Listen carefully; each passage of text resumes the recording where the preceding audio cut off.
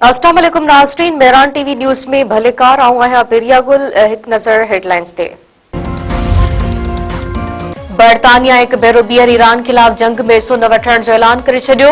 बरतानवी वज़ीर आज़म स्टारमर चयो आहे त अमरीका ईरान जंग असांजी नाहे, असां बरतानिया खे इन जंग में धिकड़ न ॾींदासीं।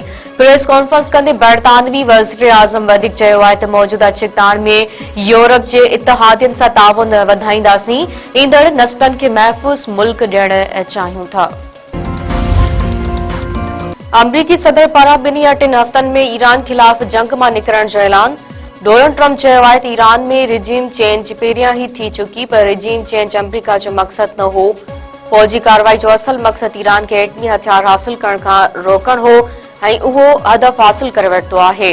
व्हाइट हाउस में मीडिया सां ॻाल्हाईंदे अमरीकी सदर वधीक चयो आहे त अमरीका ॿिन्ही या टिनि हफ़्तनि अंदरि ईरान मां निकिरी वेंदो।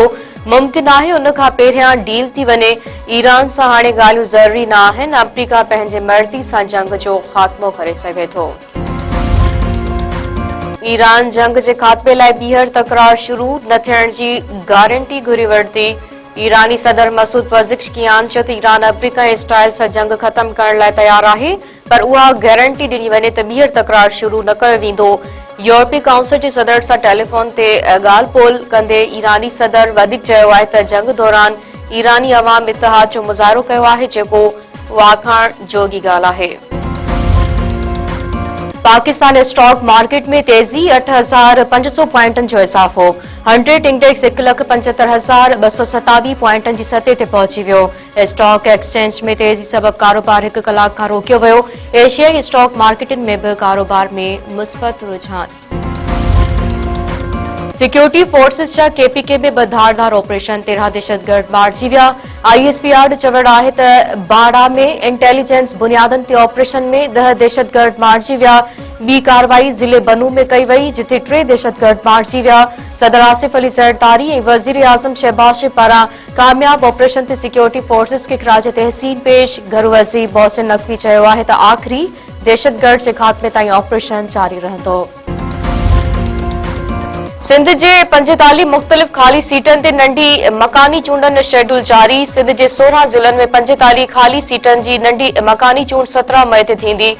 शेड्यूल मूजिबि अप्रैल ते रिटर्निंग ऑफिसरनि पारां पब्लिक नोटिस जारी कयो वेंदो।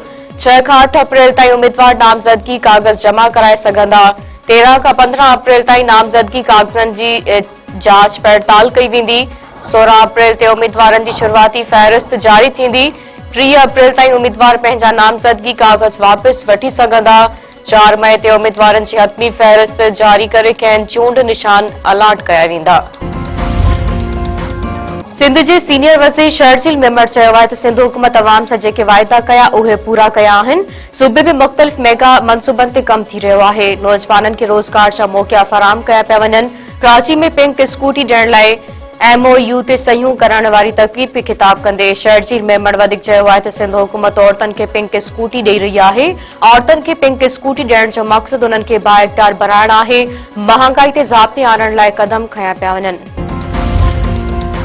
राधण वेझो सोलंकी ऐं ब्रोही बिरादरियुनि में झेड़ो बजणा क़तल, 3 ज़ख़्मी। ॻोठ दिलावर सोलंकी में बहराम ब्रोही जे धुरियुनि में हलंदड़ तकरार तां झेड़ो थी पियो।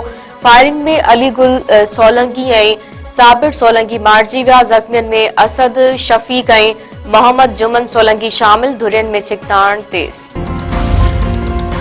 टंड मोहम्मद खान में घरनि ते चढ़ाई, पुलिस जे मुबैना तशद्दुद में पीड़सन मारिजी वियो। शौकत कॉलोनी में मल्हा बिरादरी जे घरनि मथां पुलिस कड़की पई। अहलकार चादर ऐं चौधरीवारी जो तक़दुस पामाल कंदे घरनि में दाख़िल। औरतुनि, मर्दनि ऐं ॿारनि मथां वेश्याणो तशद्दुद। पुलिस जे तशद्दुद में 60 वरनि जो ख़ुदाबख़्श मल्हा फौत। वाक़े ख़िलाफ़ वारिस रापा एहतजाज। पीड़सन जो लाश SSP ऑफिस आॾो रखी धरणो। वारिस जो चवण आहे त पुलिस बदतरीन तशद्दुद करे पीड़सन खे क़तल कयो आहे। नोटिस वठी मुलविस अहलकारनि ख़िलाफ़ कार्रवाई करे खेनि इंसाफ़ ॾियारियो वञे। शाहपुर चाकर वेझो ॻोठाणे जो फसल मां लाश हथ। शादी हाल नाजिया गार्डन वटि 55 वरनि जे पोरियत अली शेर माछी जो कणक जे फसल मां लाश मिलियो। वारिस जो चवण आहे त फोती शख़्स गुज़िरियल ॾींहुं हाला वञण जो चोए घरां निकितो हो, जंहिं जो अॼु फसल मां लाश हथ आयो आहे।